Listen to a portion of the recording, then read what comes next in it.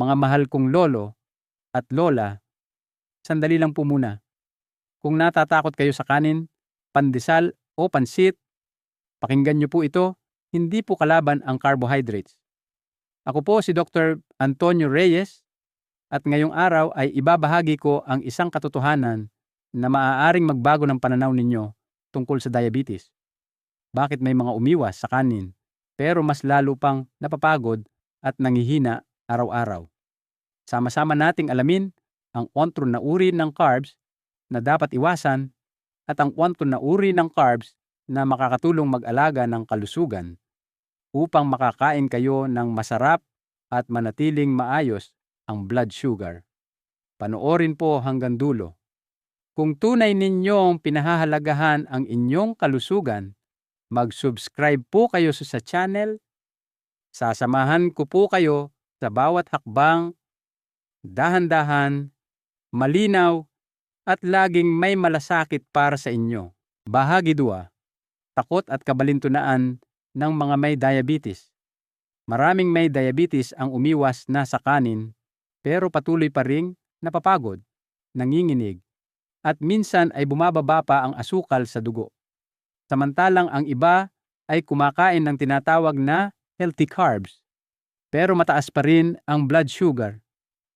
Bakit kaya ganito?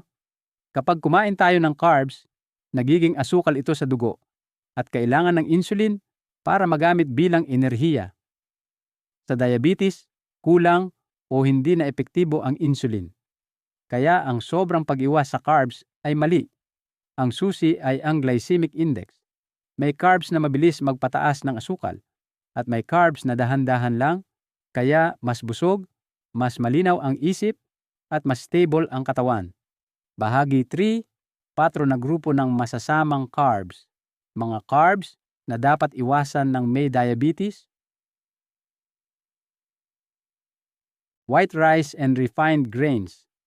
Ang puting bigas at mga pinrosesong butil ang isa sa mga pangunahing dahilan kung bakit mabilis tumaas ang blood sugar ng maraming Pilipino na may diabetes.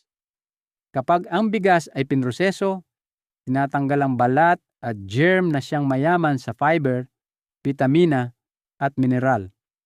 Ang natitira ay halos purong starch na madaling matunaw at mabilis maging glucose sa dugo. Dahil dito, pagkatapos kumain ng puting kanin, biglang tumataas ang blood sugar at napipilitang maglabas ng maraming insulin ang pancreas.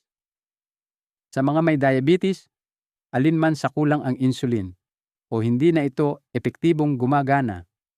Kaya ang sobrang asukal ay nananatili sa dugo at nagdudulot ng pagkapagod, pagkahilo, at sa paglipas ng panahon ay komplikasyon sa bato, mata, at puso. Mas delikado pa ang malagkit na bigas at mga pagkaing gawa rito tulad ng suman, piko, puto, at bibingka dahil mas mataas ang glycemic index ng mga ito. Ibig sabihin, mas mabilis at mas mataas ang pagtaas ng blood sugar kumpara sa karaniwang kanin.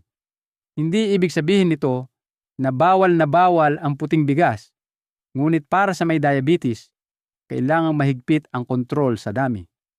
Mas mainam na unahin ang mas kaunting pinrosesong carbs at huwag gawing sentro ng bawat kainan ang puting kanin. Tandaan, hindi dami ng pagkain ang sukatan ng lakas, kundi ang tamang pagpili. Tus, pandesal, pansit, bihon, miki. Maraming tao ang nag-aakala na kapag umiwas sa kanin, mas ligtas na kumain ng pandesal o pansit. Ngunit sa katotohanan, ang mga pagkaing ito ay kadalasang gawa sa pinrosesong harina na halos walang fiber. Dahil pino at malambot ang pagkakaluto, mas mabilis itong tunawin ng katawan at mas mabilis ding sumipsip bilang asukal sa dugo. Isang piraso ng pandesal o isang malaking plato ng pansit, bihon o miki ay maaaring maglaman ng kasing daming carbs ng 2 o 3 tasa ng kanin. Ngunit mas mabilis pa itong magpataas ng blood sugar. Dagdag pa rito, ang pansit ay kadalasang niluluto na may matatamis na sarsa, MSG, at mamantikang sahog na lalo pang nagpapahirap sa kontrol ng asukal. Marami ring umiinom ng sabaw ng pansit o sinasabayan ito ng matatamis na inumin na nagdudulot ng dobleng epekto sa blood sugar. Kaya kahit hindi ka kumain ng kanin, maaari pa ring tumaas ang iyong asukal dahil sa maling uri ng carbs. Kung talagang nais kumain ng tinapay o pansit paminsan-minsan, mas mainam ang whole wheat bread o pansit na gawa sa brown rice. Samahan ito ng maraming gulay at protina at bawasan ang dami. Tandaan, ang layunin ay hindi magutom, kundi kumain ng matalino. 3. Instant cereal and breakfast drinks. Maraming instant cereal drinks, at powdered breakfast products ang ipinapakilala bilang healthy. Ngunit karamihan sa mga ito ay labis na proseso, pinino, at madalas ay may dagdag na asukal at pampalasa. Dahil dito, mabilis silang matunaw at mabilis ding magpataas ng blood sugar katulad ng puting tinapay o kanin. Halimbawa, ang instant oatmeal ay ibang-iba sa whole rolled oats o steel cut oats. Ang instant version ay dinurog at pre-cooked na, kaya mas mabilis ma-absorb ng katawan. Marami ring pre-mixed cereal powder ang may nakatagong asukal kahit hindi ito agad nalalasahan. Maraming senior ang naniniwala na tama ang kanilang almusal dahil cereal ang kinakain, ngunit nagtataka kung bakit mataas pa rin ang asukal. Kaya mahalagang basahin ang label. Iwasan ang may added sugar at piliin ang buong butil na niluluto sa bahay. 4. Mga matatamis at mga inuming mataas sa asukal. Ang mga matatamis at inuming may asukal tulad ng candy, soft drinks, milk tea, juice drinks, halo-halo, at ice cream ay kabilang sa pinakamapanganib na carbs para sa may diabetes. Ang mga ito ay simpleng asukal na napakabilis ma-absorb ng katawan, mas mabilis pa kaysa sa kanin. Isang lata ng soft drinks ay maaaring maglaman ng 8 hanggang 10 kutsarita ng asukal na biglang nagpapataas ng blood sugar at nagbibigay ng matinding pasanin sa pancreas. Kahit ang fruit juice, kapag tinanggal ang fiber, ay nagiging mabilis ding sumipsip ang natural na asukal ng prutas. Ang pinatuyong prutas ay isa ring pinanggagalingan ng concentrated sugar. Kung nagkakaroon ng pagnanasa sa matamis, mas mainam ang maliit na bahagi ng sariwang prutas na may balat kaysa sa inumin o candy. Sa madaling salita, ang matatamis ay nagbibigay ng panandaliang sarap ngunit pangmatagalang problema sa kalusugan. Bahagi 4, para na grupo ng mabubuting carbs. 1. Brown rice and whole grains. Para sa mga may diabetes, ang pinakamahalagang hakbang ay hindi ang tuluyang pag-iwas sa kanin, kundi ang pagpili ng mas tamang uri ng carbohydrates. Dito pumapasok ang brown rice at iba pang whole grains. Ang brown rice ay hindi gaanong pinroseso kaya nananatili ang balat ng butil na mayaman sa fiber, B vitamins, at minerals, mga sustansyang nawawala sa puting bigas. Dahil mataas sa fiber, ang brown rice ay mas mabagal tunawin ng katawan. Ibig sabihin, ang pagtaas ng blood sugar pagkatapos kumain ay mas banayad at mas kontrolado. Maraming pag-aaral ang nagpapakita na ang pagkain ng whole grains tulad ng brown rice at oats ay nakakatulong sa mas maayos na blood sugar control at sa pagpapabuti ng bisa ng insulin. Alam kong maraming lolo at lola ang nahihirapan sa lasa o lambot ng brown rice. Ngunit may mga simpleng paraan upang masanay. Maaaring ihalo ang kalahating brown rice at kalahating puting bigas. Ibabad ang brown rice bago lutuin o gumamit ng mas maraming tubig at lutuin ng mas matagal. Ang mahalaga ay unti-unti, hindi biglaan. 2. Kamote and root crops na mababa ang GI. Ang kamote ay kilala bilang isang mabuting carbs para sa may diabetes dahil ito ay mayaman sa fiber, vitamina, at mabagal tunawin na starch. Kapag nilaga o steamed ng tama, Ang kamote ay may mas mababang glycemic index kumpara sa patatas o piniritong pagkain. Napakahalaga ng paraan ng pagluluto. Ang paglaga at pag-steam ang pinakamainam. Ang pagprito ay nagpapabilis ng pagsipsip ng asukal kaya mas madaling tumaas ang blood sugar. Kumain lamang ng katamtamang dami, mga 100-150 gramo, at mas mabuti kung sasabayan ng protina at gulay. Bukod sa kamote, maaari ring kainin ang gabi, ube, at kalabasa, basta't iwasan ang labis na mantika at matatamis na timpla.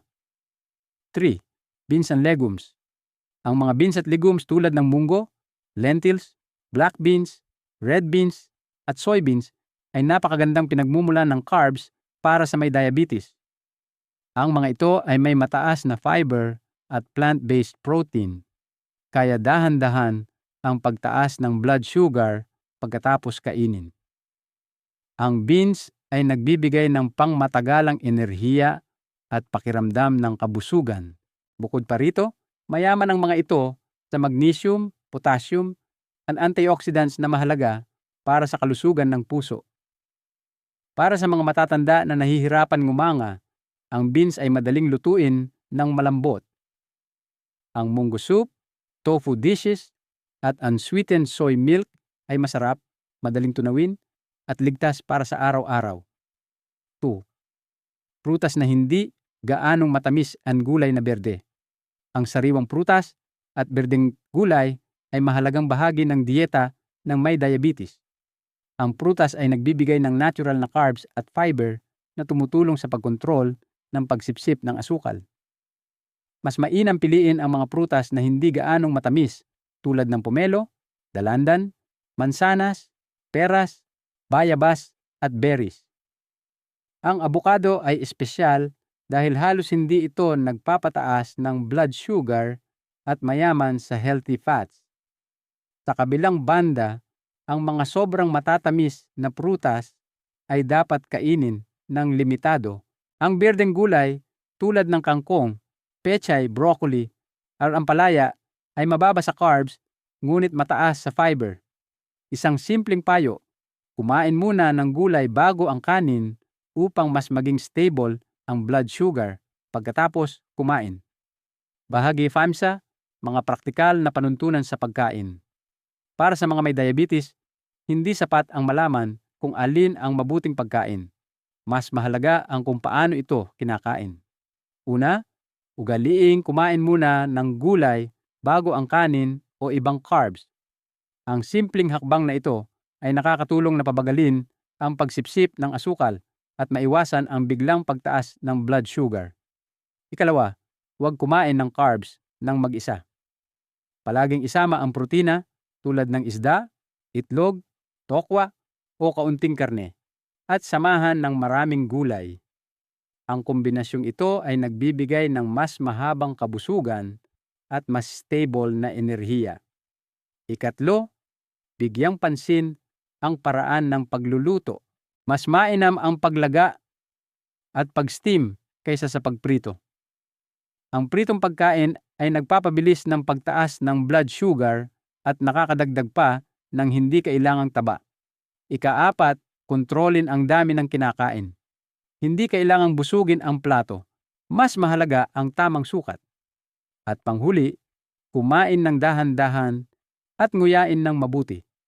Kapag mabagal ang pagkain, mas maagang nararamdaman ng katawan ang kabusugan at mas madaling makontrol ang asukal sa dugo. Ang mga simpleng ugaling ito, kapag ginawa araw-araw, ay tunay na nakakatulong sa mas maayos at mas ligtas na pamumuhay. Mga mahal kong lolo at lola, sa puntong ito, nais kong ipaalala ang isang napakahalagang mensahe. Hindi masama ang carbohydrates. Ang mahalaga ay hindi ang tuluyang pag-iwas sa kanin, kundi ang tamang pagpili, tamang paraan ng pagkain, at tamang dami. Ang sobrang pag-iwas sa carbs ay maaaring magdulot ng panghihina, panginginig, at hypoglycemia. Sa halip, matutong kumain ng mas matalino, pagsamahin ang mabubuting carbs, maraming gulay, at sapat na protina, at bantayan ang dami ng kinakain. Bukod sa pagkain, tandaan din na ang maayos na pagkontrol ng blood sugar ay kombinasyon ng maraming bagay. Wastong pagkain, pag-inom ng gamot ayon sa payo ng doktor, magaan na ehersisyo araw-araw, positibong pag-iisip at maayos na pahinga. Kung nakatulong sa inyo ang video na ito, mag-iwan po ng komento, ibahagi sa mga mahal sa buhay na may diabetes, at mag-subscribe sa channel upang patuloy akong makasama ninyo sa paglalakbay tungo sa mas malusog at mas masayang buhay araw-araw.